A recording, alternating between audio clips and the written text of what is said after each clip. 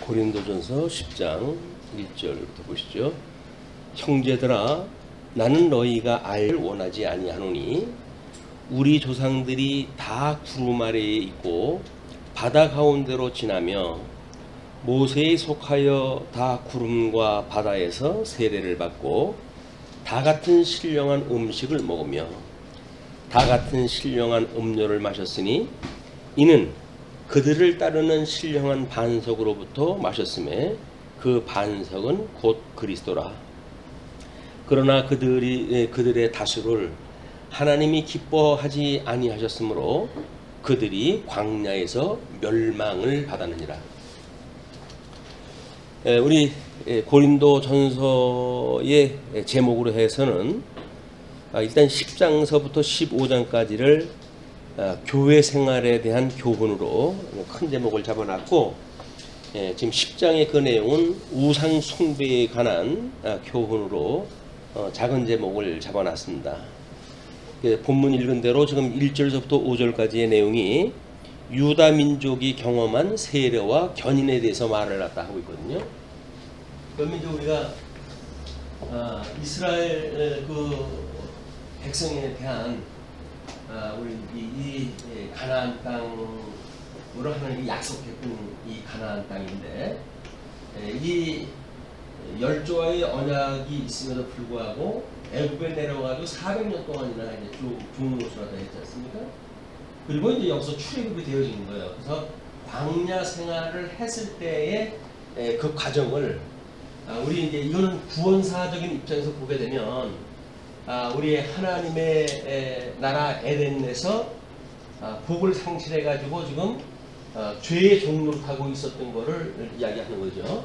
그리고 예수 그리스도로 인하여 예수 그리스도 통하여 구원받은 것, 이거의 그림이에요. 요거는 이제 모형적인 이스라엘 역사라고 한다면 실체적으로 예수 그리스도 이야기인데, 이걸 하나로 좀 묶어가지고 좀 소개를 하고 있는 겁니다. 그걸 하고 있기 때문에 이제 그 형제들한테 나는 너희가 알지 못하기를 원하지 않는다 라고 하니까, 지금 현재 고린도 교회에 있었던 상황, 이 이야기는 이게 이제 이 교회예요. 교회.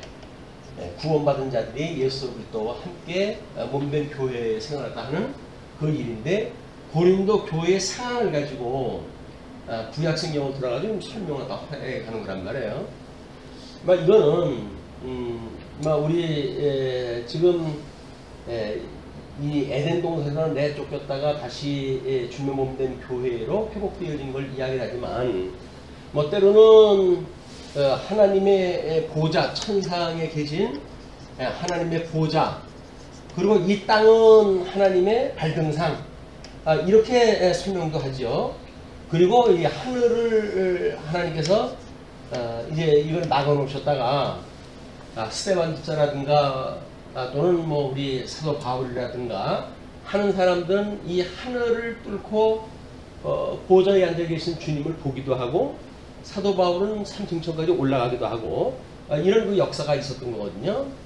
이건 전 우주적인 그런 그 상황이기도 합니다. 이게 이걸 작게 이야기를 하게 되면 예수 그리스도의 성전에 대한 이야기를 하게 되면 지성소가 있고, 그리고 이제 성소가 있어요. 그리고 이 가운데를 휘장으로 이걸 막아 놓으셨기 때문에 예수님께서 이 십자가에 못 박아 죽으실 때에 이 휘장이 갈라졌다라고 하는 그런 그 이야기는, 성소로부터 대제사장만 들어갈 수 있는 지성소를 우리 예수님이 길을 갖다 열어놨기 때문에 모든 성도가 직접 친히 하나님께 나아갈 수가 있게 되어졌다. 이제 그런 그 이야기도 해요. 그래서 지금 사도 바울이 10장에 소개되어지고 있는 우상을 가지고 이야기를 하고 있지만, 이건 전 성경의 원리를 좀 총망라하고 있는 그 원리이기도 합니다. 여러 가지 그런 이제 우리가 예를 갖다 들 수 있겠으나, 일단 요 4가지 정도를 놓고 봤을 때, 우리 조상들이 다 구름 아래에 있고 바다 가운데로 지났다. 그 얘기는 출애굽을 갖다 했고, 그리고 여기 이제 구름 아래에 있었다는 거예요.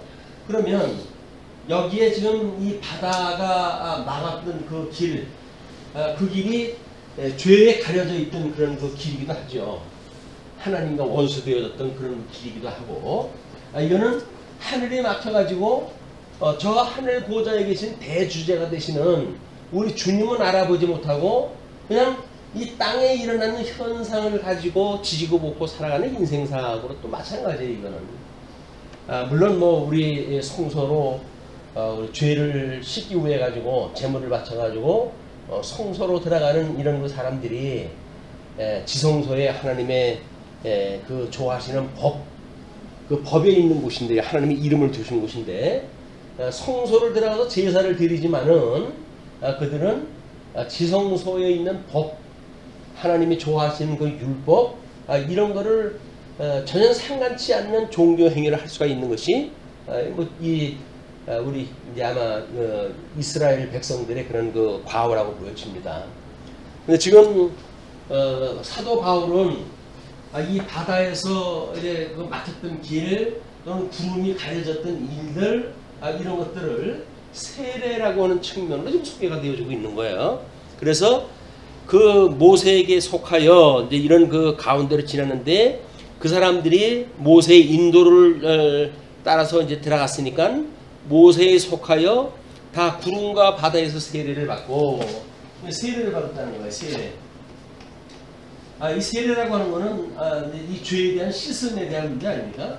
우리 죄에 대한 씻음, 하나님 앞에 사죄에 대한 그런 그 과정, 뭐 이런 데 세례를 받았다고 이렇게 이야기를 하니까, 물론 민족들이, 이스라엘 민족들 12지파가 언약자손이 세례를 받았다는 이야기는 예수 그리스도의 물세례와 불세례에 대한 이야기이기도 합니다. 그거는 모세의 물심판과 그 다음에 이사야, 엘리야의 그 불심판에 대한 이런 심판이 지금 예수님에 대한 심판으로 소개되어진 이야기이기도 해요. 그렇기 때문에 예수 그리스도께서 내가 지금 받을 세례가 있는데 그 세례를 받을 때까지 답답함이 어쩌겠냐라고 하는 그 이야기는 십자가에 돌아가심으로 해가지고 마지막 이제 그 불세례를 갖다 받게 되어진 건데, 세례 요한의 물세례를 통해서 공생애가 시작이 됐지 않습니까? 그러나 이제 십자가에 돌아가심으로 해가지고 전 지상사에 다 완성이 되어지기 때문에 이 세례를 이렇게 구약성경에서도 물심판과 불심판을 가지고 이야기를 하는 거예요. 우리 하나님께서 주었던 이 세계도 마찬가지입니다. 이 세계가 하나님께서 저런 물심판과 불심판으로 해가지고 일단은 노아를 통해 가지고 우리 물심판을 보여주셨다고 한다면, 이제는 세상 끝날 우리 예수 그리스도의 재림과 동시에 불심판으로 해가지고 온 천지를 다 이제 불살라 버리실 거예요. 그렇게 되면 이제 우리가 저 하나님 계신 곳에 가서 살게 되어지는데, 이것이 세례에 대한 또 여러 가지 측면에서의 세례의 측면이에요. 사도 바울은 지금 예를 들어 가지고 그 세례와 예수 그리스도의 세례와 구약 성경에서의 언약자손들의 그런 여정을 소개를 했다 했는데, 그들이 세례를 받고 우리 이제 출애굽했다 했을 때 세례를 받고 신령한 음식을 먹으며 또 같은 신령한 음료를 마셨다. 그 이야기는 지금 여기서 이 성령의 그런 은혜 안에 있으면서 이제 양식을 먹었다는 이야기 아닙니까? 이거는 이제 만나라고 하는 양식과 바위에서 샘솟는 생수를 갖다 이야기하는데, 이것이 하나님께서 약속하셨던 이 가나안 땅에 대한 약속의 말씀을 먹는 것, 이것이 양식이에요. 에덴 동산에서 주었던 그 언약을 따라 가지고 회복되어지는 데 이르는 것이 양식을 먹는 거예요. 예수 그리스도에 우리가 양식이 되어진다는 이야기죠. 물론 우리 이 보좌와 땅이라고 하는 그 측면에서도 봤을 적에 우리는 끊임없이 이 하늘이 하나님 보좌를 가리고 있지만, 우리는 믿음으로 이 너머의 세계를 딱 본단 말이에요. 보이는 것만을 보는 것이 아니라 보이지 않는 세계를 보는 것이 성도들의 믿음의 공간이라고 이렇게 이야기를 했어요.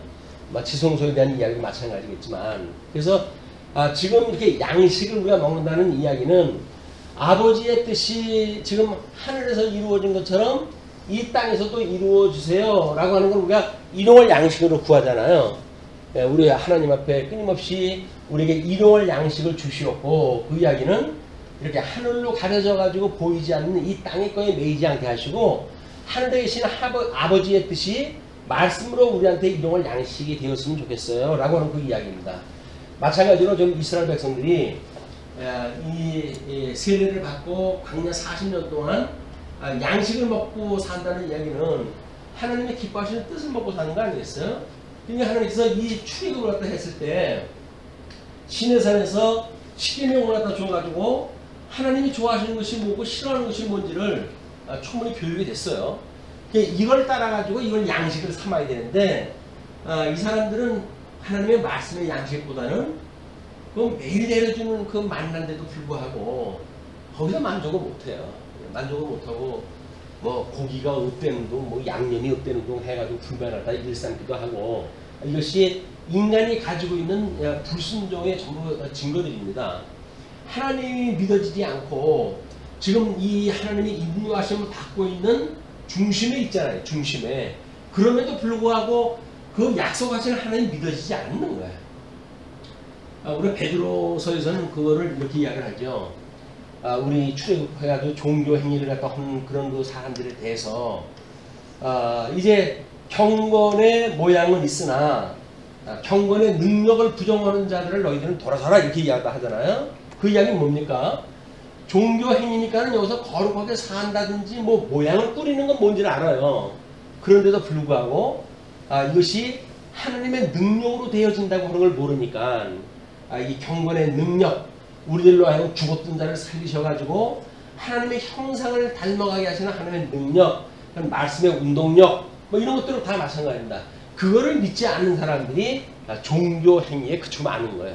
우리는 신앙생활이라고 하는 그 이야기는 그것이 전부 일용할 양식을 먹는 걸로 이것이 되어진 얘기입니다. 그래서 하나님의 말씀을 어떤 정보 차원에서 받아들이는 것이 아니라 정말 죽었던 내가 살아났고, 그리고 내가 예수 그리스도의 형상을 닮아가지고 끊임없이 주님의 인감을 받고 있다고 하는 그걸로 해서 다른 박자를 치는 거 아닙니까? 이걸 놓치게 되면 종교 행위를 전락되는 법이 많은 거야. 그냥 뭐 무늬만 그리스도인 흉내를 내고 예수님도 믿지 않고 하나님도 믿지 않고 이렇게 살아가는 것이 이 종교 행위에 머물러져 있는 우리 기독교인들이기도 하다.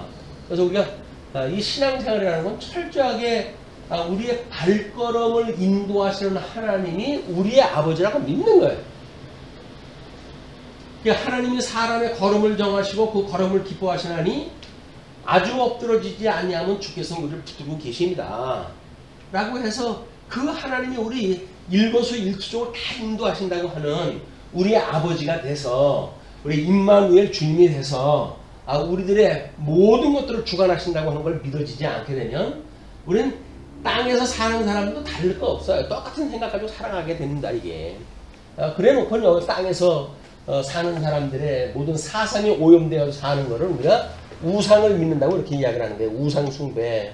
이게 하늘에 계신 하나님을 믿는 것이 아니라 이 땅에 있는, 아니면 이 공중권세라고 하는 이 하늘에 있는 공중권세 잡은 자, 이 자들의 이 사망권세를 갖다 믿는 것이 우상 숭배를 갖다 이 땅에서 섬기는 일 아닙니까?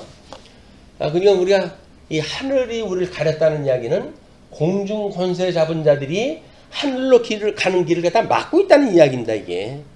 이거는 오직 예수 그리스도의 능력으로만 이걸 뚫고 지나갈 수가 있는데, 근데 우는 사자와 같이 할 수만 있으면 택한 백성이라 할지라도 이제 삼키려고 호시탐탐 우리를 갖다가 공격하고 있고 하는 그런 사단의 일을 우리가 모르게 되면 우리는 여전히 하늘에 계신 하나님의 소망, 하나님 나라의 소망 이걸 가질 수가 없는 거야. 그리고 사단이 흔들어대는 거에 의해 가지고 결국 우상 숭배하다가 여기서 사도 바울이 이야기하는 것처럼, 그러나 그들의 다수를 하나님이 기뻐하지 아니하셨으므로 그들이 광야에서 멸망을 받았느니라. 이 광야에서 멸망을 받은 사람들은 20세 이후로 해가지고 전부 그 하나님의 군사로 인원 파악이 된 사람들이에요. 인구조사가 돼가지고 이제 하나님 앞에 군인으로 인정이 되어진 사람들인데 그 사람들은 가나안 땅에 갈렙과 여호수아를 빼놓고는 한 사람도 못 들어간다. 이게 다 죽어요.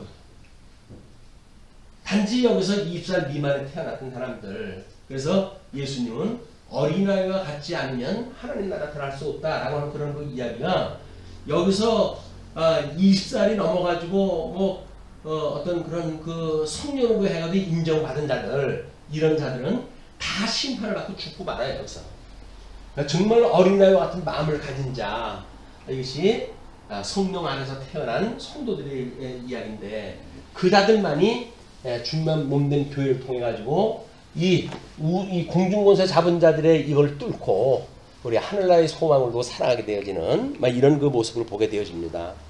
그냥 지금 사도 바울은 저 가나안에서 출애굽을 했던 사건과 예수 그리스도의 십자가의 사건을 두 가지를 설명을 하지만 우리는 성경의 더 범위를 확대하게 되면 모든 성경이 이야기가 하는 거기 때문에 이렇게 한꺼번에 설명하는 것이 유리할 거라고 생각이 듭니다. 그 다음에 이 6절로부터 13절까지 보시게 되면 구약의 역사 섭리를 거울 삼아서 시험을 이기라고 하잖아요. 이러한 일은 우리의 본보기가 되어 우리로 하여금 그들이 악을 즐겨한 것 같이 즐겨하는 자가 되지 않게 하려 함이니, 하나님의 말씀은 책망과 이 교훈과 이것을 우리한테 주시기 위한 거란 말이에요. 그러면 그 교훈과 책망과 바르게 함과 의로 교육하게 합당한 것이 결국은 말씀인 거예요. 우리 이 말씀으로 이제 우리가 들어갈 수가 있는 일이기 때문에 그 말씀을 우리가 끊임없이 양식으로 삼지 않는 한 그냥 그것도 뭐 하루에 일정한 세 끼 그냥 살아가려면 하루 세 끼 먹어야지 라고 우리가 밥을 갖다가 뭐 배가 고프든지 고프지 않든지 세 끼 맞춰가지고 먹는 것처럼 아무런 의미 없는 양식이 되어지는 거예요. 성경을 읽는다든가 뭐 한다든가 뭐 이것도 기록을 위한 거라든가 또는 실정을 위한 거라든가 또는 보고를 위한 거라든가 뭐 여러 가지 교회 정책에 우리가 호응하기 위한 거라든가 이렇게 해가지고 양식으로 삼지 않는 일들이 아주 다반사다. 근데 지금 이 교훈을 우리한테 줬다는 이야기는 성경을 통해 가지고만 이걸 통해 가지고 우리한테 교훈을 주시는 거예요. 이 교훈을 받으면 그래서 일단 책망을 받아야 이것이 교훈이 되어지니까 이 본이 되어진다고 한다는 이야기는 저게 저 모습이 내 모습이네 라고 하는 게 깨달아야 우리 책망을 받잖아요. 그리고 우리 하나님 앞에 회개하고 그 말씀을 양식 삼아 가지고 우리가 의로 교육한가 바르게 교육하며 우리가 동참이 되어지는데 그런 그 일들이 고린도 교회는 좀 안 돼 있는 거야. 뭐 고린도 교회를 우리가 양육을 받는 교회라 이렇게 이름을 붙여놨는데 고린도 후서라든지 이런 데를 보게 되면 양육받는 교회가 아닙니다. 삼층천의 이야기며 단단한 음식에 대한 이야기가 얼마나 많은데 그걸 뭘 순서에 의해 가지고 앞에 있다고 해가지고 이게 무슨 양육받는 그런 그 단계의 이야기가 아니에요. 그런 형식으로 이야기를 해보게 되면 우리가 여기서 이 하나님의 말씀이 우리에게 일용할 양식이라고 하는 그거에 그저 뭐 젖이나 먹는 것으로 치부되어져서 마땅히 죄를 짓고 책망을 받지 않고 우리 하나님의 택한 백성인데 하나님께서 어련히 우리를 봐주시겠냐 이런 어리광을 부리는 신앙생활에 그치고 맙니다. 그런 논리가 매우 위험한 논리예요. 성경은 우리들한테 무슨 연약한 교회가 있고 무슨 뭐 무장되어진 교회가 있고 그런 개념이 아니에요. 모든 성도라고 하는 그 이야기는 예수 그리스도의 형상을 따라 닮아가는 교회이기 때문에 얼마나 우리가 말씀을 사모하고 말씀을 일용할 양식을 삼느냐에 따라서 우리의 삶의 변화가 우리가 기대가 되어지는 것이다. 그런데 그렇게 즐겨하는 자가 되지 않게 하려 함인데 그들 가운데 어떤 사람들과 같이 너희는 우상 숭배하는 자가 되지 마라. 우상 숭배하는 자가 뭡니까? 여기서 가나안 족속들이 뿌려놓은 거라든가 아니면 광야산을 만나는 사람들의 문화를 받고 또는 애굽에서 그 버릇을 고치지 못하고 시내산에서 하나님의 그 율법을 받을 때 이 사람들 하는 일이 뭡니까? 금송아지 만들어 놓고 엉뚱한 짓 했던 거 아니에요?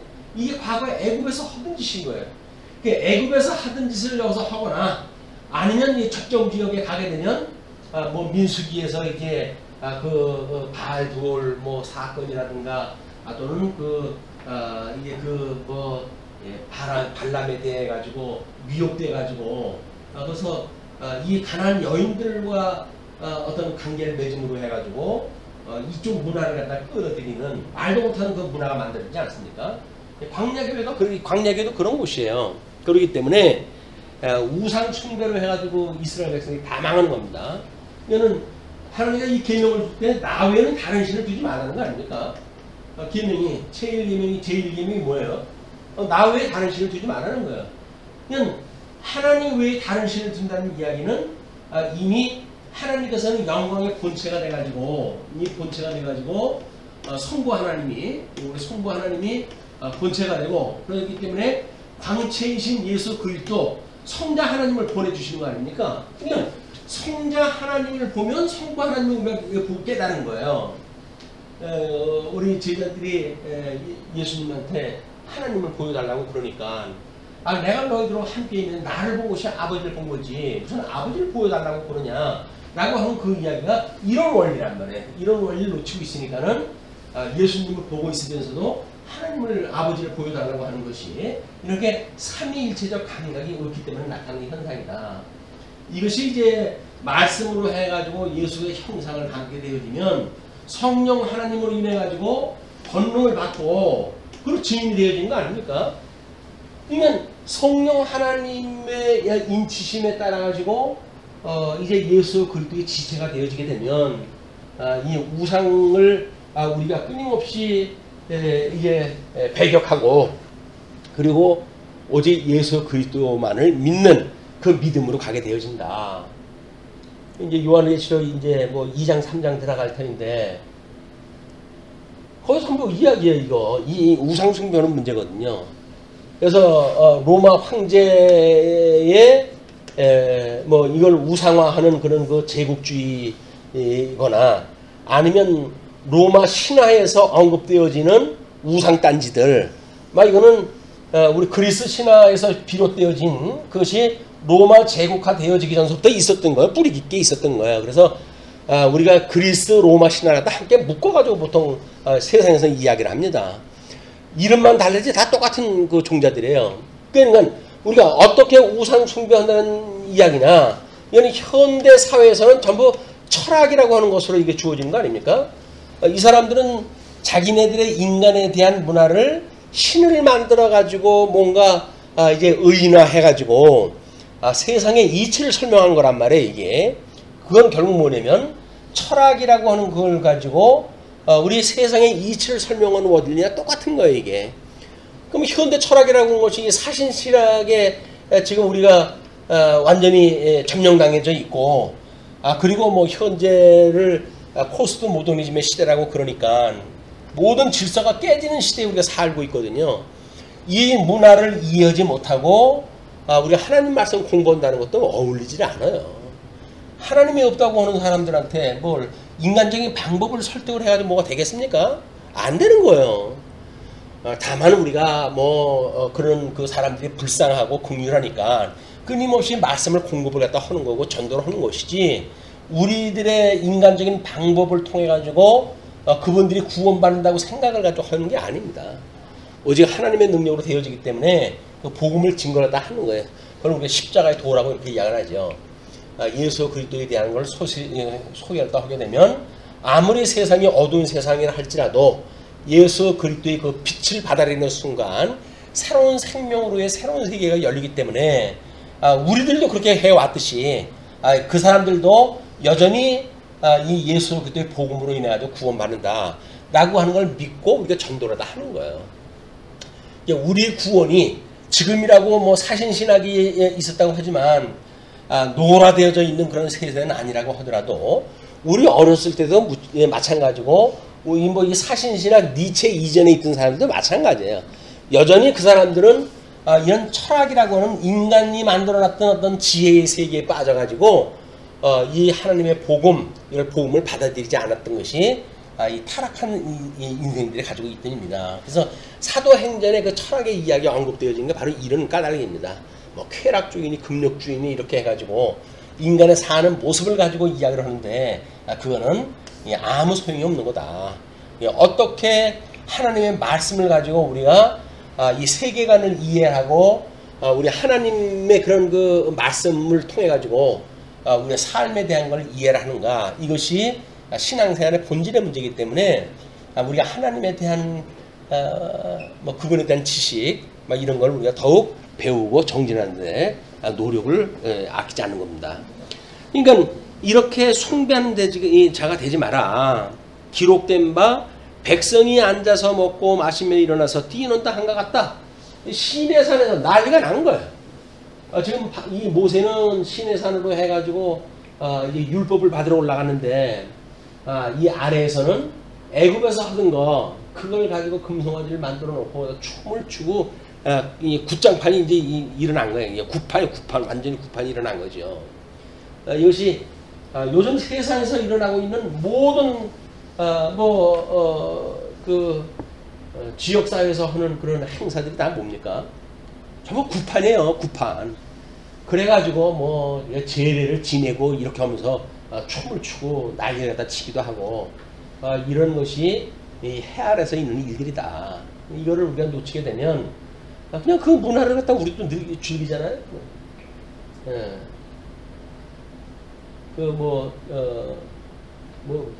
외국에 보니까는 완전히 맥주를 갖다 가지고 그냥 술을 뿌려가면서 잔치를 갖다 버리고 그러던데, 그렇게 못 먹던 사람인데, 술 먹지 말라고 해서 못 먹던 사람들인데 하루 날 잡아가지고 실컷 처먹어라. 이 구판 버려주는 거 아니에요. 그거 먹고 난리가 나는 거야 이제. 그냥 술 먹고. 이것이 사람들이 말씀으로 충독되지 않는 거를 뭔가 문화를 통해 가지고 합리화시켜주고 합당화시켜주고 그러면서 스트레스를 풀게끔 만드는 것이 보통 세상에서 말하고 있는 축제의 이야기입니다. 축제. 이 세상의 축제가 얼마나 이 우상 숭배하고 지금 이렇게 짝을 맞추고 있는 건지 잘 분별할 필요가 있다.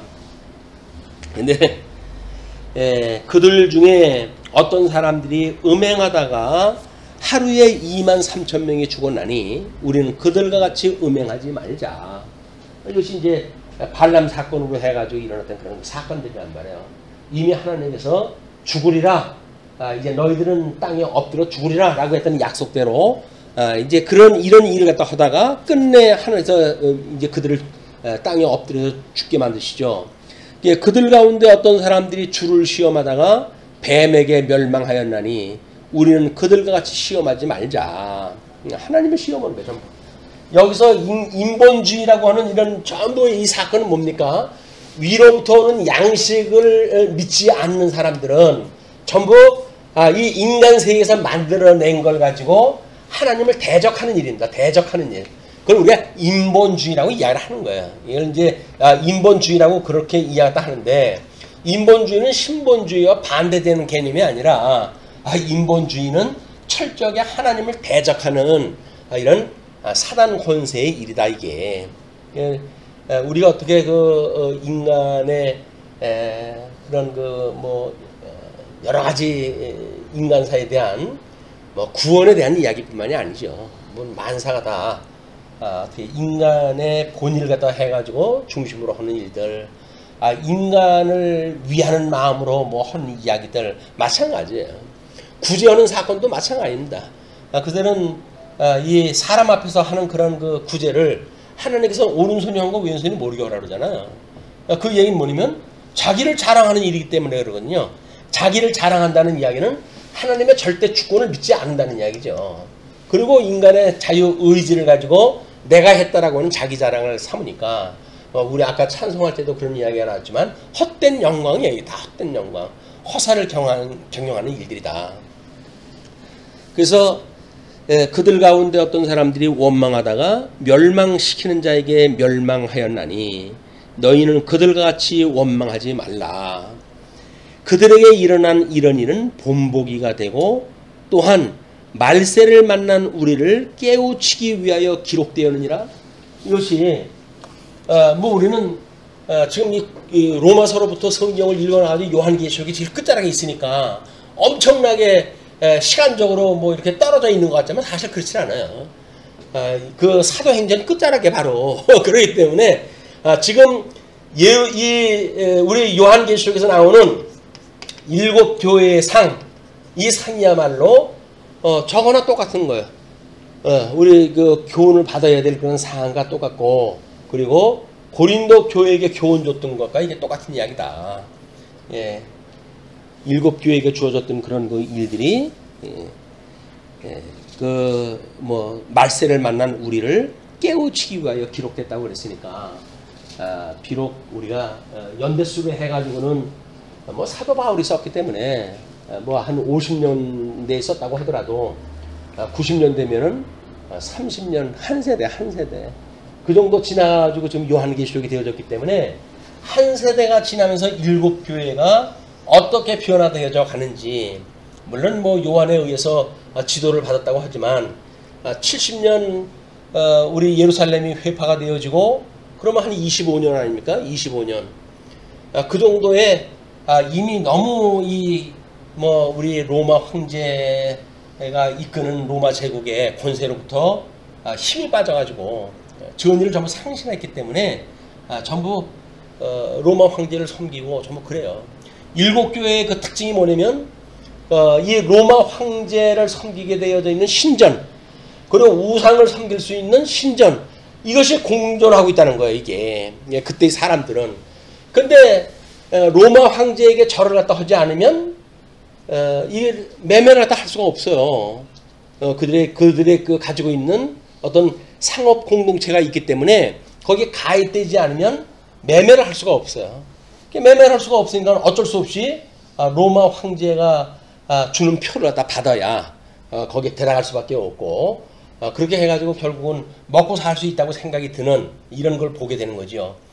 그 이스라엘 백성들, 우리가 지금 여기서 출애굽을 했던 사건을 가지고 우리한테 본을 보여줬다고 그랬잖아요. 그러면 이스라엘 백성들은 그때 뭘 먹고 살았나요? 만나를 먹고 살았잖아요. 그러니까 예수님이 시험을 봤을 때와 마찬가지로 사람이 떡으로만 사는 것이 아니라 하나님의 말씀으로도 산다고 하는 그거를 깨달으면서 여기서 살아가야 되는데, 하나님의 말씀은커녕 어떻게 하면 돌로 떡을 만들어 먹을까 하는데 우리가 전부 몰입되어져 있으니까 그냥 만나가 이 세상에 있다고 생각도 안 하는 거예요. 이스라엘 때나 있었지 지금 뭐가 있냐 이렇게 얘기하는데 그렇지는 않습니다. 신령한 양식을 구하는 자, 하나님의 나라와 의를 구하는 자, 이때 하나님께서 약속하신 것이 뭡니까? 우리에게 필요한 것들이 다 하나님께 준비하신다는 거예요. 이것이 하나님께서 해가시는 일이기 때문에 이 본질을 갖다 구하는 자들에게는 그 본질을 구할 수 있는 우리들의 어떤 형식, 우리들의 이 몸뚱아리, 이것이 존재할 수 있는 조건을 하나님께 다 마련해 주시는 겁니다. 그러니까 이걸 구하라는 거예요. 이걸 구하면 이거 준다는 이야기예요. 이거 다 그냥 이건 해결된다. 근데 우리는 이걸 구하기 위해서 이걸 해야 된다고 생각이 들잖아요. 그게 인본주의예요. 뭔가 여기서 조건을 만들어놔야 하나님 말씀을 먹을 수가 있다 이렇게 이야기를 하는데 그건 인본주의다. 신본주의라고 하는 그 이야기는 나라와 의만 구하면 우리가 먹을 거 하나님께 주신다는 거예요. 그걸 믿는 것이 하나님을 믿는 거지. 하나님을 믿는다고 그러면서 끊임없이 여기서 뭔가 내가 뭔가를 일궈내야 되고 그렇게 해야 이제 그 나라와 의를 구하는 일을 갖다 할 수 있다고 하는 그 이야기는 나로부터 하나님 나라가 만들어진다는 이야기거든요. 그게 아니에요. 다만 우리는 하나님 나라의 복으로 은혜로 참여가 되어지는 거지 내가 뭘 만들어야 만들기는 그냥 그 은혜의 나라에 내가 참여되어지는 거다. 거저주시는 은혜에 참여가 되어지는 것뿐이다. 네, 그런즉 선줄로 생각하는 자는 넘어질까 조심하라. 이건 믿음의 이야기입니다. 믿음의 이야기. 이제 믿음이라고 하는 그 이야기가 섰다라고 하는 그 이야기는 뭐예요? 선줄로 안다라고 하는 그 이야기는 이 믿음을 가지고 우리는 죽어져 있었던 사람들 아닙니까? 그냥 누웠던 사람들이에요, 다. 근데 이 말씀으로 해가지고 내가 섰다 이렇게 이야기를 한단 말이에요. 근데 하나님께서 무릎을 꺾어놓으면 어떻게 된다고요? 무릎을 꿇어요 그냥. 그리고 목을 치면 어떻게 된다고요? 돌을 실어줘요. 이게 인생이에요. 그러니까 선줄로 안다고 하는 그 이야기는 착각이에요. 하나님의 은혜로 내가 붙들려가지고 지금 이렇게 하나님의 은혜로 지탱을 하고 있는 거지, 내가 무슨 스스로 자립도가 있어 서 있는 게 아니란 말이에요. 그러니까 믿음이 있다고 하는 건 전부 거짓말이에요. 우리는 믿음이 하나님께서 우리한테 은혜로 붙들어 주셨을 때에만 그 믿음을 갖게 되어지는 거지, 이거 뭐 일단 주어졌기 때문에 이건 아주 기본적으로 우리들한테 뭐 한 50원 정도 우리 통장의 기본 점수는 이게 있다라고 보는 것은 잘못되어진 생각이다. 우린 통장에 믿음이라고 하는 것이 1절 한 푼어치도 없어요. 하나님께 은혜를 주셨을 때만 충만해 거기에. 그냥 하나님을 믿는 그 은혜와 평강이 삼위일체 하나님으로부터 말미암기 때문에 끊임없이 우리가 그걸 구해야 되는 거예요, 이게. 그래서 우리는 자꾸 오해를 하는 게 뭐냐면, 그동안 뭐 성경도 배우고 뭐 나름대로 믿음 생활도 하고 그랬잖아요. 그러니까 이 믿음이 내가 지금 섰다라고 보는 거야. 우리 하나님께서 뭐라 그러죠? 지금도 계시고, 전에도 계셨고 장차 오실 분이라고 이렇게 이야기를 하거든요. 그러면 지금 내가 섰다라고 하는 그 이야기가 뭡니까? 이거 죽었던 나를 살리셨다는 분이라고 하는 것이 인정이 되잖아요. 근데 만약에 장차 오실 분이 우리가 잘못돼가지고 심판을 하게 되면 도로함이 타별되는 거예요. 그냥 죽는 거예요. 이게 누워버리는 거예요. 그렇기 때문에 영원하신 하나님 앞에 우리의 이 믿음을 이야기를 한다고 한다면, 하나님의 은혜로 우리가 믿어왔고 지금도 믿고 있고 하나님의 은혜가 아니면 장차 믿을 수도 없는 우리다, 이것이 인정이 돼야 믿음을 구하게 되죠. 은혜를 구하고 믿음을 구하게 되어진다. 우리는 믿음을 구하지는 않잖아요. 기본적으로 뭐 50점 내가 가지고 있다고 생각이 드니까 가지고 있는 거 없습니다. 하나님의 은혜로 우리한테 주실 때만 우리가 있는 거예요. 그게. 그것이 우리 이 지금이라고 하는 어떤 현재적 감각, 이미 지나간 건 없고 장차는 아직도 오질 않았고 그냥 없는 거예요. 우리는 이 존재 자체가 없는 거예요. 그냥 하나님의 은혜로 지금이 유지되어진다고 하는 이것을 우리가 이제 오판을 갖다 하게 되면, 마치 어떤 믿음이 일정량이 있어가지고 신앙생활 조금 더 하면 양육 단계에서 무슨 뭐 무장 단계가 되어지고 무당 단계에서 투쟁 단계가 되어지고 이런 섣불른 논리를 갖다 만들어내는데 그렇지가 않다. 이 믿음이 어떨 적에는 우리가 양육받는 믿음일 수가 있고, 어떨 적에는 투쟁되어지는 그런 믿음일 수가 있고, 어떨 적에는 무장되어지는 믿음이 될 수가 있는 거지, 이것이 연차적으로 그 되어진 게 아닙니다. 그냥 예수님 믿자마자 숨겨놓은 사람들도 있잖아요. 그 사람들 어느 세월에 무장이 돼가지고 그렇게 투쟁하다가 숨겨놨다 가감하게 됩니까? 안 되는 거예요. 이것이 다 우리 어떤 믿음의 세계라고 하는 그 이야기는 영적 세계이기 때문에 이 시간 개념이나 공간 개념이 떨어져 있는 걸로 생각을 하게 되면 잘못되어진 해석이에요. 과거, 현재, 미래를 나누어 가지고 생각하게 되면 이미 끝난 거예요. 잘못되어진 거예요. 공간 개념도 마찬가지입니다. 아래 거와 위에 것이 뭐가 떨어져 이건 따로 있다고 생각하게 되면 이건 잘못되어진 거예요. 왜? 우리는 전부 이것이 하나이기 때문에 그렇습니다. 믿음이라고 하는 건 하나야, 하나. 그렇기 때문에 그 믿음이 어린 자를 우리가 봤을 적에도 그 사람을 비난할 수가 없는 거예요. 왜? 그 사람은 좀 하나의 믿음, 온전한 믿음을 가지고 있는데 우리가 내 수준에 의해 가지고 뭐 옳으니 그러니 이야기할 수가 없잖아요. 시간 세계 속에서 뭐 어저께는 잘 믿는 것 같더니 오늘은 아닌데 이런 것도 판단할 게 아니에요. 하나님께 지금 어떻게 은혜를 주고 있는가를 갖다 우리가 봐야지, 그걸 가지고 그 사람의 현재 상황을 가지고 믿음을 평가한다든지 사람 그렇게 안 봤는데 믿음 헛거네? 이렇게 보는 결국은 반면 교육이 돼가지고 내를 돌아다 봐야 될 일이지, 그걸 가지고 믿음을 판단하는지 하는 것도 우리가 뭔가 오해를 하고 있는 거다. 우리는 시간과 공간이라고 하는 것이 하나로 묶여져 가지고 총체적인 믿음이 하나예요, 하나. 그 믿음을 우리가 제대로 이해를 하고 있어야 온전한 믿음에 이를 때까지 끊임없이 구하게 되어진다. 그러면서 사람이 감당할 시험 밖에는 너희가 당한 것이 없나니, 당한 것이 없다고 하는 이야기 뭐죠? 당한 것. 요건 지금까지 살아오는 동안에 당한 것이 없으니까 지금 버티고 있는 거 아니겠어요? 그럼 당한 것이 없는 것도 누구예요? 하나님의 은혜인 거예요. 그리고 당한 것이 없었나니, 그리고 그 뒤에 나오는 거 뭐죠? 오직 하나님을 믿으사 너희가 감당하지 못할 시험 당함을 허락하지 아니하시고 시험 당할 즈음에 또한 피할 길을 내사 너희로 능히 감당하게 하시느니라. 그러니까 여기서 우리가 어떤 그 믿음이라고 하는 것이 있어가지고 피해온 것이 아니라 하나님과 감당할 시험을 안 주신 거예요. 우리한테 시험을 안 주신 거예요. 아이고 내가 얼마나 여기서 험한 세월을 살아가는데요. 그렇게 할지라도 하나님께서 시험을 당하지 않도록 피할 길을 줘가지고 여기까지 온 거지 내 능력으로 여기까지 온 게 아니란 말이에요. 그걸 우리가 고백을 했다 해야 되는 거예요. 오늘 여기까지 온 것이 다 주의 은혜라 라고 이야기가 돼야 된단 말이에요. 근데 우리는 그래도 하나님께서 이 환난을 그래도 저를 이렇게 지혜를 줘가지고 잘 뚫고 왔죠 주님? 이렇게 이야기를 하게 되면 주님께서 잘났다 그래나 주님이 여기까지 우리 손 붙들고 온 거예요. 사람이 넘어져도 아주 엎드러지지 않으면 주께서 우리의 손을 붙들고 계시면하잖아요. 하나님께서 우리의 손을 붙들고 우리를 인도를 해가지고 왔는데 여기 와가지고 무슨 형편 좀 되니까 내가 여기까지 걸어왔는데 무슨 뭐 하나님 무슨 하나님 이렇게 말하는 건 말이 안 된다.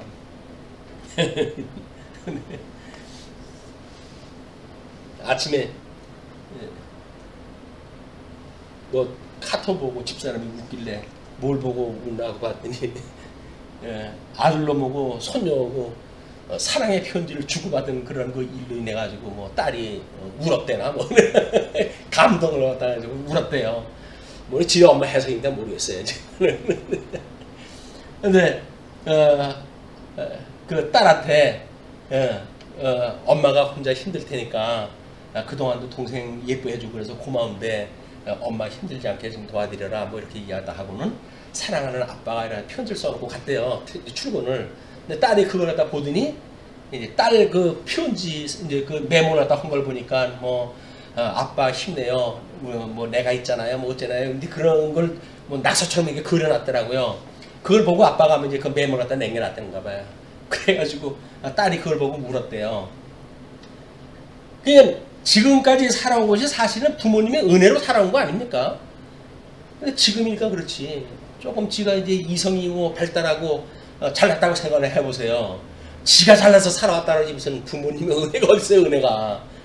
그래도 지금 순도가 높으니까 아유 아빠가 나를 사랑한다네 하고 뭐 눈물을 갖다 짜는지 모르겠지만 우리가 이성이 발달해 가면 갈수록 이거는 점점 없어지는 거예요.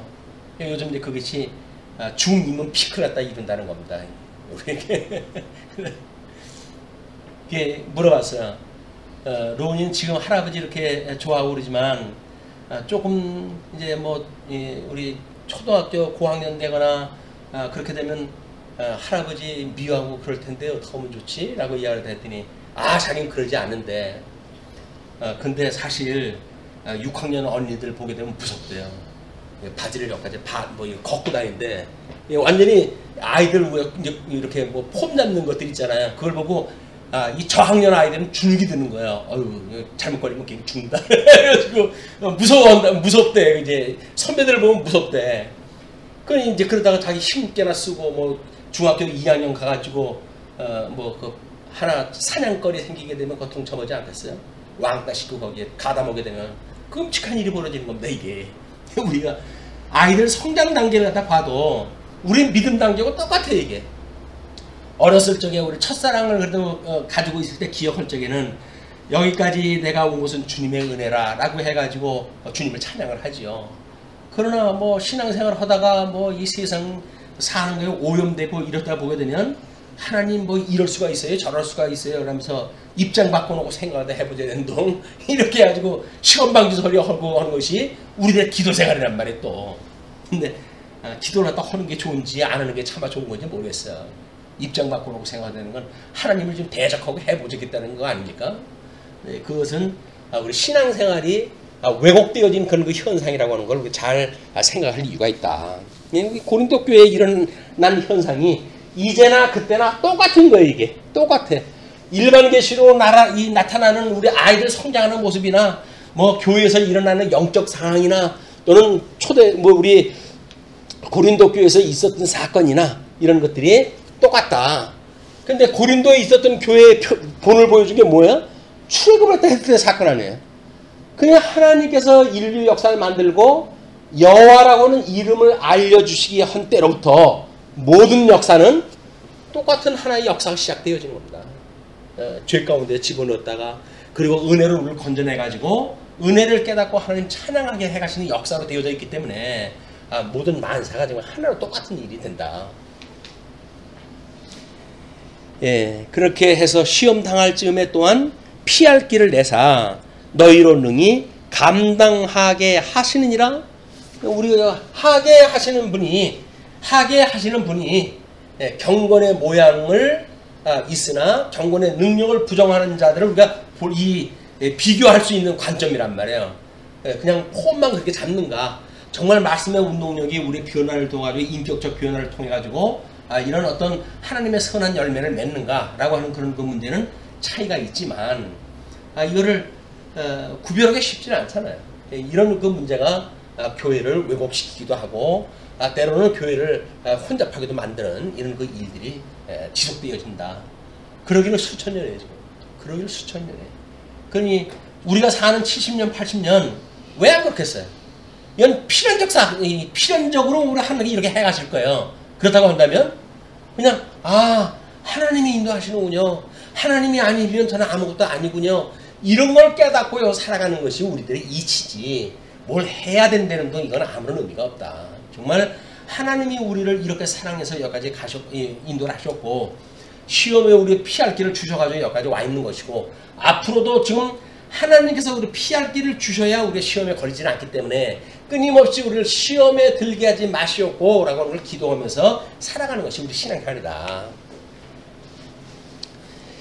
자, 이렇게 해가지고 이제 13절까지 됐고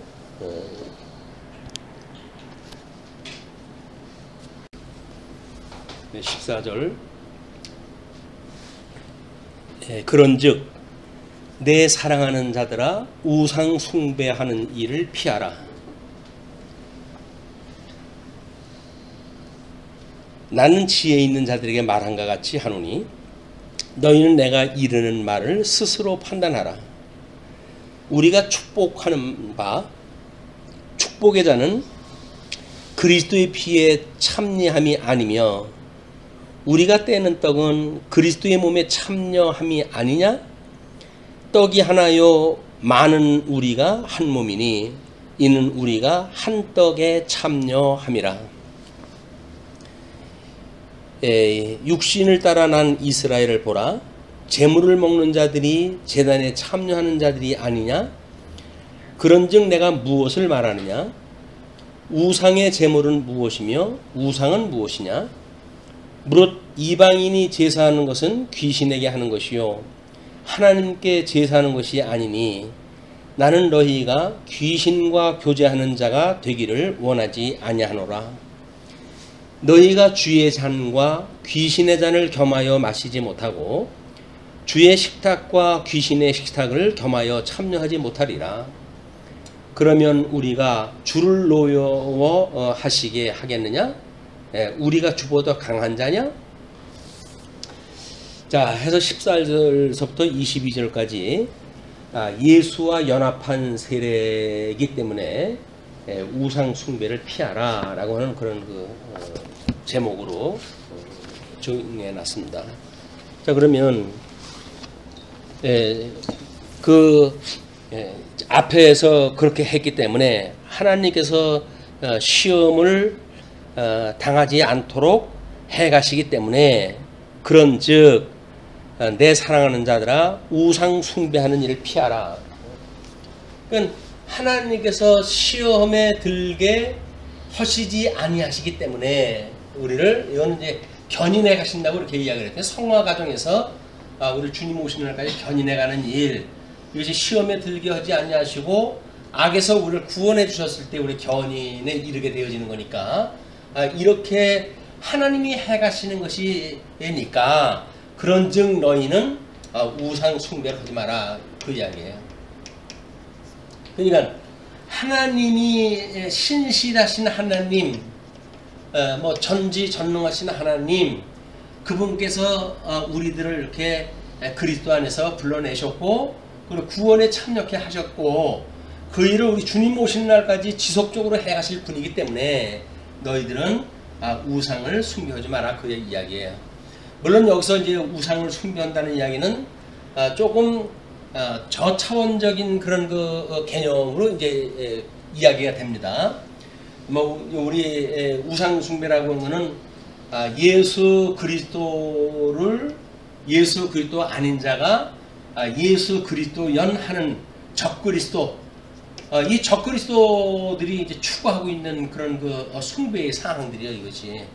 예수님 오셨을 때도 마찬가지지만, 그래가지고 우리 사단을 예수님을 처음에 사단이 시험을 갖다 했을 때 이게 먹는 거를 먼저 시험을 갖다 하세요. 먹거리를 갖다 먼저 시험을 갖다 하시고, 그리고 성전에 뛰어내려라 라고는 제사 사역에 대한 이걸 가지고 이제 또 시험을 갖다 하고, 나에게 절을 갖다 하라, 그러면 천하를 다 주겠다 라고 통치 언약에 대한 걸 시험으로 핵심으로 해가지고 모든 어떤 사회 영역, 모든 경제 영역, 모든 정치 영역, 그러니까 창세기 1장 28절에 이제 27절부터 우리의 형상을 따라 사람을 만들자 라고 하신 대로 사람을 만드시고, 그에게 생육 번성하라, 또 땅에 충만하라, 그리고 다스리라 라는 3대 언약을 또 하셨단 말이에요. 이제 하나님 나라의 이야기인데, 그래서 복을 주시며 가라사대 이 나라에 대한 언약을 했기 때문에 하나님의 형상을 닮아가는 일이 성도들이 해야 될 일이고 사람들의 본분이라고 그렇게 이야기를 했잖아요. 이걸 우리가 도덕법이다 이렇게 이야기를 해요. 도덕법이다. 이 도덕법을 믿는 사람들은 예수 그리스도로 인하여 모든 도덕법의 저주로부터 이제 노임을 받고 하나님께 은혜로 우리가 이걸 이룰 수 있다고 믿는 거고, 불택자들은 이 도덕을 도저히 이룰 수가 없기 때문에 하나님 앞에 심판을 받는 걸로 해서 끝나버리고 마는 거 아닙니까? 이 도덕법이 어디에 가장 도덕법을 잘 설명이 되느냐라고 하는 거를 웨스트민스터 신앙고백에서는 10계명에 잘 기록이 되어졌다 이렇게 이야기를 합니다. 십계명의 내용은 대신계명과 대인계명으로 되어져 있단 말이에요.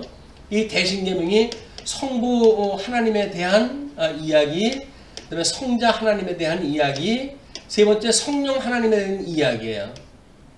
이거는 나 외에 다른 신을 두지 마라, 그리고 나 외에 다른 신을 섬기지 마라, 그 다음에 나의 이름을 망령되이 일컫지 마라.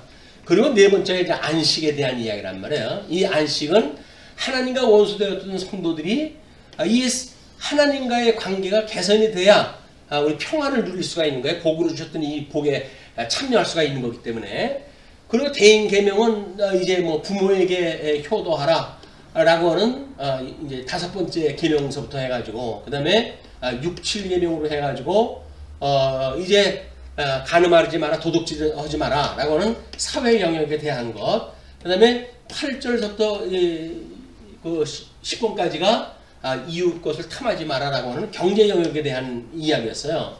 그러니까는 전 영역이 결국 뭐냐면 도덕법을 주었던 그 영역과 십계명이 똑같은 거예요. 이것이 의미가 무엇인지를 몰랐을 적에는 뭐 간단하게 몇 가지 쉽게 조항이로구나 이렇게 이야기를 했지만, 그 영역을 우리가 놓고 보게 되면 도덕법의 영역이 십계명의 영역과 똑같다 이게. 그러니까 세상 살아가면서 필요한 사회생활, 경제생활, 정치생활, 이것이 우리 인생사의 모든 영역이에요. 그 영역에 시험에 들 일이 얼마나 많겠습니까? 이거로부터 우리 시험에 들게 하지 말아 주십시오. 그래서 예수님을 시험을 할 적에 돌을 가지고 떡을 만들어 먹으라고 그랬고, 그 다음에 예수님을 성전 꼭대기에 올려가지고 뛰어내려라, 하나님께 너의 발을 이제 땅에 부딪히지 않게 해준다고 하지 않았냐 라고 이야기도 한단 말이에요. 근데 사실은 성전이라고 하는 그 이야기는 하나님의 예수 그리스도의 부활로 해가지고 온전히 세워질 성전인데, 그걸 가지고 예수님이 자기 이름 내려고 연출하기 위해서 그걸 와서 하겠어요?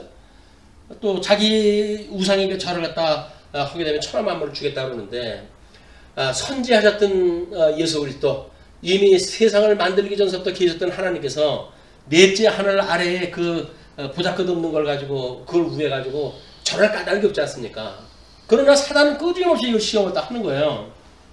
왜냐면 이걸 아담한테 주어졌을 때, 시험을 다 했을 때 먹음직스럽고 보암직스럽고 그 다음에 지혜롭게 할 만큼 탐스럽게 생겼다고 하는 이 사단이 공격했던 원료가 똑같은 거 아닙니까? 이것이 우리 이제 우상 숭배라고 하는 걸로 왔을 때 탐심으로 이제 나타나는 거예요. 그래서 우리들의 어떤 그 육신의 정욕, 육체의 정욕이라든지 또는 안목의 정욕이라든지 이생의 자랑이라든지 이것이 사단이 주어지는 영역의 이야기에 이제 우리한테 시험을 갖다 하는 이건 끊임없이 우리한테 오는 거 아닙니까? 우리들의 뭐 이게 살아가는 삶에 있어서 우리의 육체의 정욕을 따라 살아가는 것 같아 우리의 일반 사고 뿐만 아니라 안목의 정욕 그거 뭐 눈에 보이는 거 잠시 잠깐이면 다 변한 건데 그거에다 우리가 목을 갖다 걸고 뭐 신앙생활 또 한다 어쩐다 이렇게 하는 걸로 예, 오늘도 기독교 뭐 그 신문에 나쁜 기사를 갖다 보면서 뭐 학교 이사장까지 그만두셨더라고요. 이제는 뭐 아들한테 물려줄 정도니까 인생 거의 다 살아온 거 아니겠어요? 근데 그 뭐 우리 그 방송에서 고발한 내용을 보니까 뭐 김정은이는 요즘 그렇지 않을 거예요. 김정은이도 더한 그런 그 우상을 갖다 만들어 놓고 아이들이 뭘 알겠어요? 그걸 보고 배우니까 그렇게 하는지를 알고 그렇게 배우지. 신천지에 들어간 사람들이 그 일부 고민을 갖다 그렇게 이야기를 하더라고요. 부모님들이 거기 어렸을 때 데리고 들어갔으니까 그냥 그렇게 하는지를 아는 거예요. 신앙생활이 그런지를 아는 거예요. 그래가지고 그 할아버지 나오게 되면 거기다 뭐 꽃다발도 갖다 주고 뭐 만세 부르고 이제 그렇게 아이들이 그렇게 자라가고 있잖아요. 그 아이들이 뭐 다른 세계를 봅니까? 그러니까 그 신천지라고 하는 세계 속에 빠져가지고 그렇게 그냥 인생을 진짜 소진해버리고 많은 불쌍한 인생들 우리가 보게 되는 겁니다.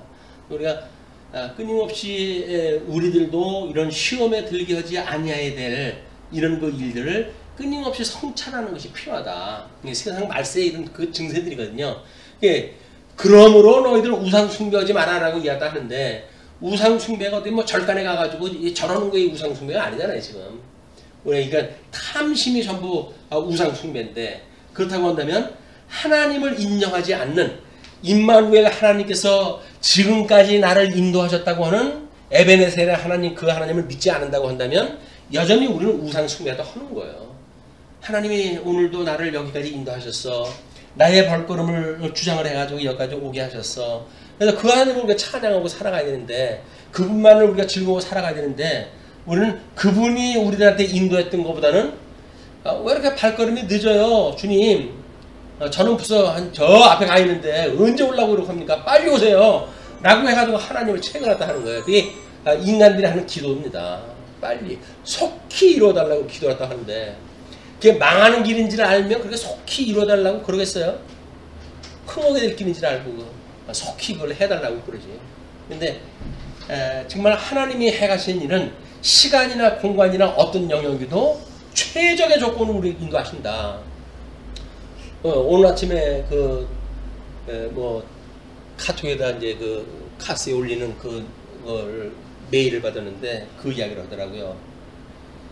하나님께서 우리를 가시밭길로 인도하실 때 그때는 돌밭으로 인도하시려고 한다면 하나님은 우리에게 더 튼튼한 신발을 이미 준비하신다. 그 이야기예요. 그 이야기 뭡니까? 우리들이 어떤 가는 삶이 어렵고 힘들다고 하더라도 시험에 들게 하지 아니하시는 그분의 그런 사역이라고 믿는다고 한다면 그걸로 해서 염려할 것이 없는 거예요. 우리 염려는 왜 나오는 거예요? 염려가. 이걸 믿지 못하는 거예요. 우리 여기까지 인도하신 분을 믿지 못하는 거예요. 그러니까 염려가 되는 겁니다.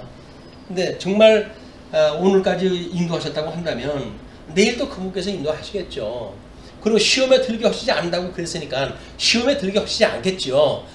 이것이 믿어지지 않으면 우리가 이 믿음을 구해야지 이걸 인간적인 방법으로 뭐 어떻게 해가지고 무슨 프로그램을 만들어가지고 해결한다. 이게 방법이 안 되는 거예요 이게. 정말 우리가 끊임없이 하나님의 믿음을 구할 일이다 이게. 지금 그렇게 우상을 섬기지 말라고 하는 그 이야기도 그렇게 이야기가 시작이 되어지거든요. 그러니까 나는 지혜 있는 자들에게 말한 것 같이 너희가 한다. 너희가 내가 이런 말을 스스로 판단을 갖다 해라. 내가 옳은 말을 갖다 하는지 틀린 말을 갖다 하는지. 그러면서 우리가 축복하는 바 축복의 자는 그리스도의 피에 참여함이 아니며 우리가 떼는 떡은 그리스도의 몸에 참여함이 아니냐. 그 이야기는 어떤 면으로 보게 되면 예수 그리스도의 이 고난이라고 하는 그 이야기가 결국은 십자가의 도란 말이에요. 그러면 우리가 육체의 소욕에 이런 어떤 거를 면하고자 하는 것이 뭐예요? 여기서 이걸 면하자고 하는 것이 이 고난을 피해야겠다고 하는 일들 아닙니까? 다. 이 고난 때문에 내가 못 살겠습니다. 이 고난을 없이 해주십시오. 그 이야기인데 이 고난이라고 하는 그 이야기는 예수 그리스도가 십자가에 지신 표징입니다. 이게. 그러면 이 고난이라고 하는 그 이야기는 하나님 앞에 화를 나리가 기뻐해야 될 일이지 이게 결코 그 고난의 일을 피할 일이 아니다. 이런 복음에 대한 의미가 모르게 되면 우리는 세상의 우상을 향하여서 끊임없이 탐심을 채우고자 하는 이런 우상 숭배의 일이 계속될 수밖에 없다. 떡이 하나요 많은 우리가 한 몸이니 이는 우리가 다 한 떡에 참여함이라. 예수부터 연합해가지고 우리 다 한 몸이 되어졌어요. 그래서 육신을 따라 난 이스라엘을 보라. 제물을 먹는 자들이 제단에 참여하는 자들이 아니냐? 구약 성경에서도 제사를 갖다 드리는 자들이 제단에 참여한 자가 된 것처럼 지금도 우리가 이 떡을 뗀다는 그런 그 이야기는 예수도 한 몸에 참여한 거다. 우리가 하나님의 말씀을 먹고 산다고 하는 그 이야기는 하나의 지체라고 하는 걸 끊임없이 우리가 이걸 확인하는 일들이에요. 이게. 그렇기 때문에 지금 그런즉 내가 무엇을 말하느냐? 우상의 제물은 무엇이며 우상은 무엇이냐? 무릇 이방인이 제사하는 것은 귀신에게 하는 것이요 하나님께 제사하는 것이 아니니 나는 너희가 귀신과 교제하는 자가 되기를 원치 아니한다. 우상 숭배라고 하는 거는 결국은 귀신 숭배하는 거다. 그 이야기야 이게. 귀신 숭배하는 일이다. 우리는 우상 숭배 이 탐심이 뭐 사람이 뭐 그런 것도 없어요 라고 이야기하다 하지만 이것이 귀신에게 매여가지고 지금 일하다 한단 말이에요. 이게 우리 아까 이야기했던 뭐 신화라든지 이런 걸 만들어 놓은 인본주의의 근본적인 정신입니다. 이게 우리들을 끊임없이 육체의 소욕에 그런 문화에 뭐 걸맞게 살아야 되지 않느냐 현대인이 라고 해가지고 우리가 스스로 철학 밑으로 기어들어가거나 또는 뭐 세상 문화 속에 우리가 기어들어가는 거예요. 문화 수준 높은데 참여한다는 명분을 가지고. 근데 높은 명분이 뭐가 있습니까? 높은 문화가 뭐가 있고 다 귀신단지 섬기는 일들인데 이런 거를 우리가 제대로 인식하는 일이 하나님의 말씀을 상고할 때마다 구별해내는 일들이다.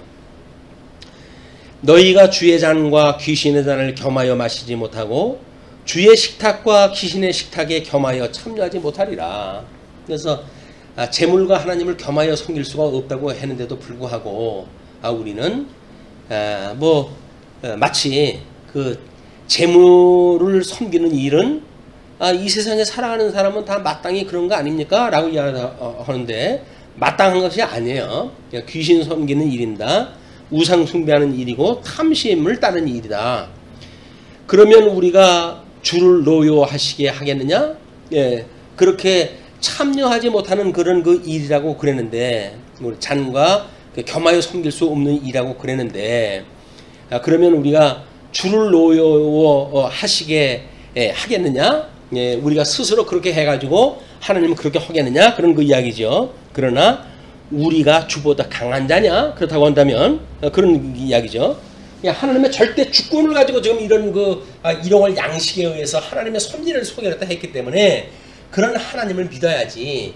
네가 여기서 우상을 섬기는 그 일로 해가지고 하나님을 대적하고 인본주의적인 생각을 가지고 뭘 이룬다고 해가지고 하나님을 이길 수 있더냐? 라고 하는 그런 그 이야기죠. 자, 그런 뒤에 이제 23절로 30절 덕을 세우기 위해 타인의 유익을 구하라고 합니다. 모든 것이 가하나 모든 것이 유익한 것은 아니요 모든 것이 가하나 모든 것이 덕을 세우는 것은 아니니 누구든지 자기의 유익을 구하지 말고 남의 유익을 구하라. 이게 사랑의 개념이죠. 사랑은 자기의 유익을 구하지 않는 것이다. 13장 가게 되면 사랑에 대한 것만 총망라해서 소개를 하겠지만 그렇기 때문에 그래 이 하나님을 우리 예수님이 사랑하셔가지고 죽기까지 충성을 하셨고 그래서 우리를 위해 가지고 돌아가셨기 때문에 내가 너희를 사랑한 것 같이 너희들도 피차 사랑하라 라고 하는 것이 주님께서 주신 계명이란 말이에요. 그러니까 그 계명이라고 하는 그런 그 이야기는 결국은 우리가 우리를 위해 사는 것이 아니라 다른 사람을 위해 사는 거다. 그걸 이타적 삶이라고 이렇게 이야기를 하죠. 뭐 우리 이타라고 하는 그런 그 이야기는 과연 다 타인을 갖다 우리가 이익을 다 생각한다는 것, 염두를 둔다는 이야기. 이것이 뭡니까? 그리스도와 우리가 한 몸이 되어져 가지고 그리스도가 자신을 생각하지 아니하고 우리를 위하여 십자가에 못 박아 죽으셨다고 하는 그걸 믿어진다고 한다면 우리는 예수님의 그런 십자가의 도를 따라 가지고 우리의 목적을 우리의 이익을 따라 살아가지는 아니하고 다른 사람의 이익을 위해서 살아간다. 그것이 봉사요 또는 헌신이고 그리스도 섬기는 이치다. 자, 이 사랑이 너무 먼데 걸로 우리가 이제 닥쳐오기 때문에 고민인 거야. 그리고 만약에 이제 그런 그 일이기 때문에 그 누구든지 자기의 유익을 구하지 말고 남의 유익을 구하는 것이 사랑이고 그렇기 때문에 무릇 시장에서 파는 것은 양심을 위하여 묻지 말고 먹으라. 그때 재물을 드렸던 것이 시장에 이제 이게 풀려가지고 장사를 하다 하고 그랬으니까 양심을 위해 가지고 이거 혹시 재물로 드려졌던 거 아니에요? 이런 거 물어보지 말고 그냥 먹으라는 이야기예요.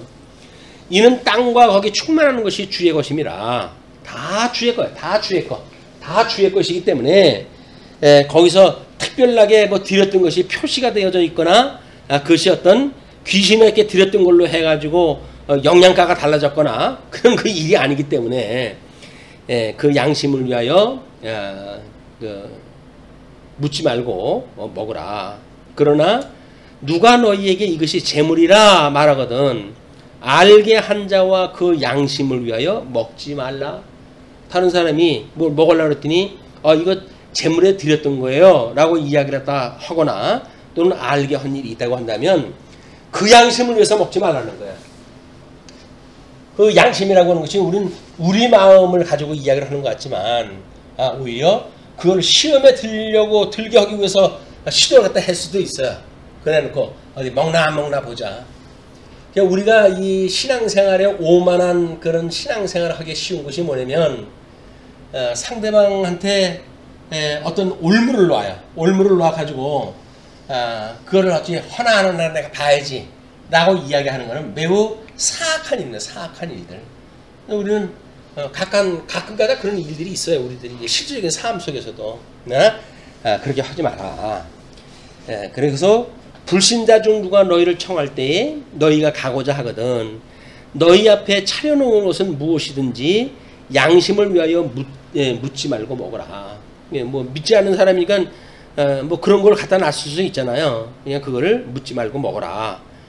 또 누가 너희에게 이것이 재물이라 말하거든 알게 한 자와 그 양심을 위하여 먹지 말라. 내가 말한 양심은 너희 것이 아니요 남의 것이니 어찌하여 내 자유가 남의 양심으로 말미암아 판단을 받으리요. 우리는 어떻게 남을 위해서 내가 살 수가 있어요? 라고 이 질문을 할 수 있겠지만 우리가 이제 내가 가지고 있는 그 양심이라고 하는 그 양심이 예수 그리스도로 말미암아 자유를 얻는 거 아닙니까? 그래서 이 세상 사람들은 그걸 몰라가지고 세속에 있는 걸 누리고 사는 사람이지만 우리는 예수님을 인하여 자유를 입은 사람들이란 말이에요. 더 이상은 이 세상의 것들로 해가지고 정죄받지 않는 사람들이에요. 그런 그 사람들이기 때문에 우리들의 그 양심이라고 한다면 남의 양심으로 말미암아 판단을 받겠느냐 그 이야기예요. 남의 양심으로 판단을 받겠느냐. 판단을 받는다는 이야기는 이 사람들이 고소한다는 이야기 아닙니까?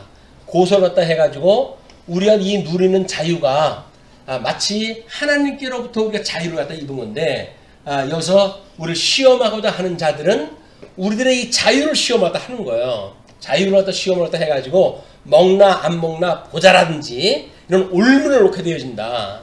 그렇기 때문에 그 올무를 놓는 이걸 우리가 알지인데 그걸 피하는 방법이 확인하지 말라는 거예요. 그때는 온 문화가 제단에 드렸던 그 고기를 갖다 먹는 그런 그 시대니까 그걸 일부러 알고 먹지 말아라.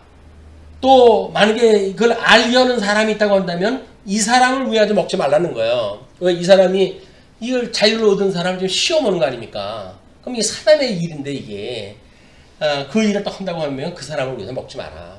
그래서 우리들이 뭔가 확인하는 일들 뭐 중요한 것 같죠. 그러나 이런 그 이치로 보게 되면 사실은 다른 사람이 어떤 마음을 가지고 했는지에 대한 걸 확인하는 건 매우 지혜롭지 못한 일이에요.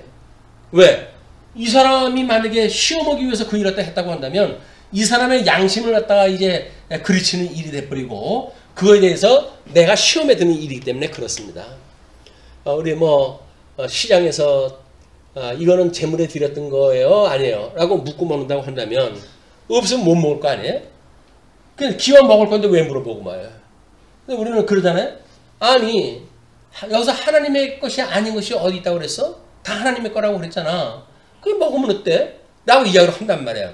그러니까 묻지 않고 먹으면 돼요. 근데 그걸 물었다고 하는 그런 그 이야기는 이거를 알려준 사람에게 시험을 들게 하는 일이기 때문에 내가 얻었던 이 자유, 내가 얻었던 이 양심, 이것으로 다른 사람의 양심을 해하는 일이기 때문에 하지 마라. 그런 그 이야기야. 그게 뭐, 교회에서도 마찬가지입니다. 어떤 그 일하다 할 때, 뭐, 도대체 무슨 일이지? 라고 하는 거를 깊이 알려고 할 것도 없어요. 스스로 뭔가를 알려고 하게 되면 그걸 가지고 뭐 의논도 하고 상담도 하고 때로는 기도도 하지만 일부러 가가지고 뒤를 파기 위해 가지고 이런 하는 일은 지혜롭지 않은 일이다. 예, 그러면서 만일 내가 감사함으로 참여하면 어찌하여 내가 감사하는 것에 대하여 비방을 받으리요. 내가 만약에 감사하는 일로 그걸 뭐 먹거나 뭐 이렇게 이야기를 했다고 한다면 내가 감사하는 거를 다른 사람이 비방할 거 없잖아요.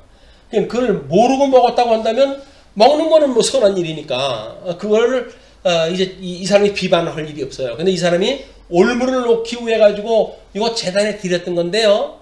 라고 그럴 때 무슨 아주 담력이나 있는 것처럼 세상에 이건 아무것도 아니야. 라고 이야기를 해가지고 올무 놓은 사람의 시험에 빠져주는 것.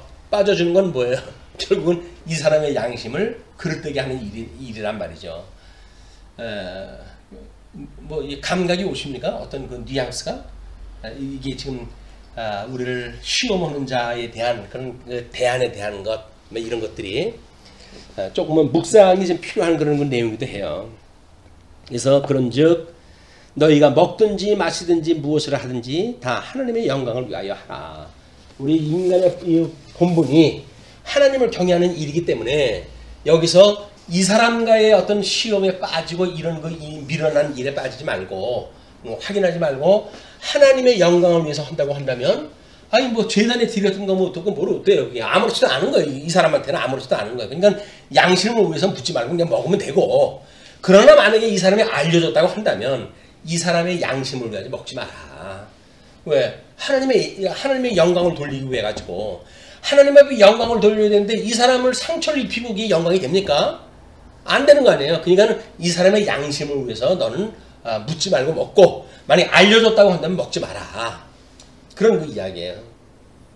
우리 뭐 먹든지 마시든지 주의 영광을 위하여라고 하는 먹든지 말든지라고 하는 그 이야기는 여기서 이런 형편이 다른 개념입니다.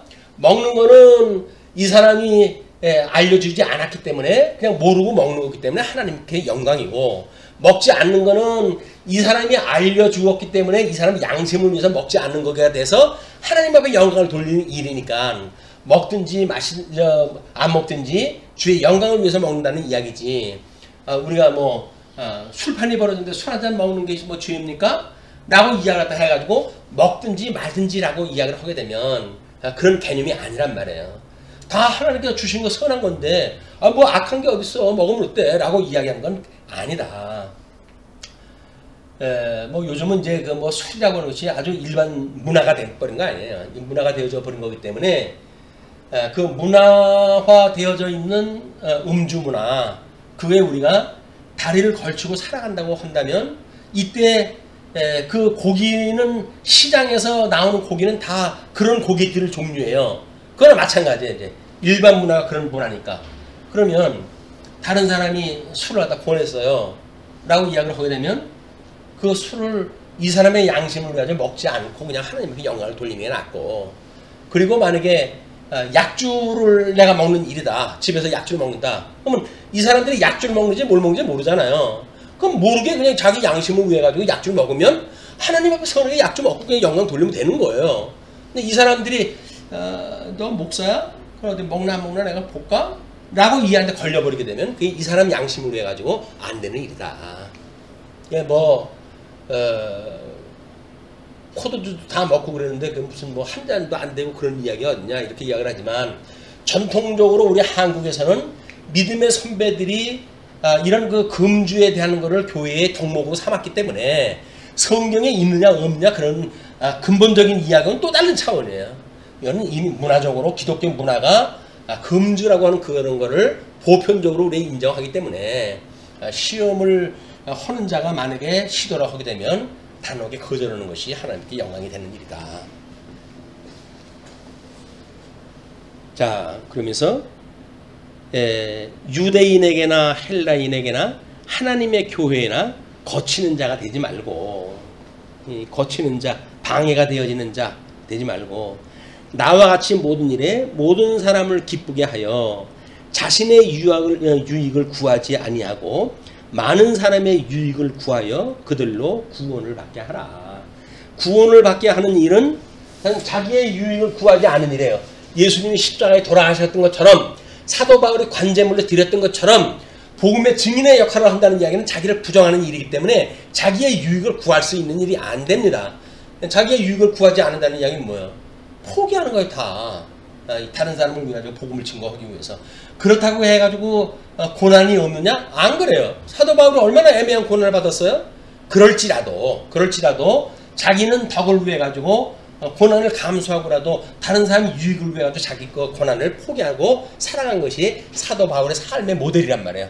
그걸 우리가 우리 믿음의 선배가 어떻게 살았는지 그 원리를 따라 가지고 오늘날 일반 계시적인 해석을 통해 가지고 끊임없이 우리의 경건 생활을 해가는 일이다. 자, 그리고 11장 1절까지 끊어놨는데요. 왜냐하면 동그라미 표시가 2절에 있기 때문에 그렇습니다. 그래서 내가 그리스도를 본받는 자가 된 것 같이 너희는 나를 본받는 자가 되라. 이것이 이제 이 이야기예요. 예수님이 십자가에 못 박아 죽으셨다고 하는 그 이야기는 우리를 위한 일이란 말이에요. 그래서 우리가 복음 정신을 깨달았다고 한다면 우리가 다른 사람에게 증인 역할을 할 적에는 나를 관제물로 드리는 일이었지, 나의 유익을 위해 가지고 뭐 전도할 때 무슨 뭐 전도 많이 하면 금반지 준다고 해가지고 전도한다든지, 정말 나의 유익을 위한 거예요. 그런 것이 아니다. 우리는 그런 우리의 유익을 구하는 것이 아니라 다른 사람의 영혼을 가지고 전도도 하고 하는 일이야말로 그리스도의 십자가의 도를 따르는 우리의 복음적인 신앙생활이다. 근데 신앙생활의 모든 신앙생활의 모델은 예수 그리스도예요. 푯대를 향해 가지고 우리가 다람쥐를 치는 것이 역을 향해서 다람쥐를 치는 거예요. 어떻게 예수님이 우리를 위해서 돌아가셨는지 그걸 우리가 사제의 문제를 이야기를 하게 되면 뭐 일만단한테 탕감받은 자라고 한다면 마땅히 100데나리온 빚진 자를 용서해 주는 것이 당연하다고 생각하는 원리란 말이에요. 아니 1만단한테 탕감받은 사람이 어떻게 100데나리온 빚진 자도 탕감을 안 해주면서 내 죄를 용서해 주셨어 라고 우리 고백을 할 수 있겠어요. 이건 뭐 부도입니다. 아니에요. 하나님께서 정말 나를 믿는가 안 믿는가라고 하시는 방법은 우리들한테 이런 자를 붙여주시는 일이에요. 100데나리온 빚진 자를 갖다가 심어놓으셔요. 그러면 우리는 알게 모르게 돈 벌 수 있게 해주니까 내가 너 취직시켜줄 테니까 취직생활을 해가지고 거기서 50%씩 떼가지고 빚 갚어. 이런 그 일들이 일이란 말이에요. 우리 뭐 죄에 대한 문제 용서해 주는 것도 마찬가지죠. 나한테 와가지고 하루에 10번씩 미안하다고 해. 그럼 내가 용서해 줄까? 그렇지 않으면 용서 못해. 라고 하는 일도 마찬가지죠. 무조건 하고 하는 거예요. 무조건. 용서는 무조건 하고 하는 일이다. 그런 십자가의 도를 본받는 삶이 고린도 교회에게 주님께 주셨던 하나님의 나라의 백성들에게 마땅히 하나님의 나라의 백성들로 하여금 그렇게 모델로 살아가게 하신다. 우리 주님께서 온전케 하시는 그분을 바라보고 우리가 믿음으로 그걸 구할 일이다. 그런 일입니다. 아유 뭐 구한다고 되나? 그런다고 해야지 막 사는 게 아니라 하나님의 때가 되면 주시죠. 그러니까 주님 앞에 끊임없이 구하고 구하는 삶을 통해서 우리가 예수 그리스도의 형상을 닮아가는 이런 성도들의 삶이야말로 바로 성경신학에서 이야기하고 있는 이것이 실천신학이라고 하는 겁니다. 하나님의 그 복음을 배우고 깨달아서 우리 하나님의 의가 발현되어지는 우리 삶을 통해서 증거되어지는 이것이야말로 우리가 그동안 배웠던 성경 공부의 진수이기 때문에 어떻게 우리가 하나님 나라 백성으로 살아갈 것인가 또는 살아가게 하실 것인가 살아가게 될 것인가 라고 하는 문제를 여러 가지로 고찰할 필요가 있습니다. 자,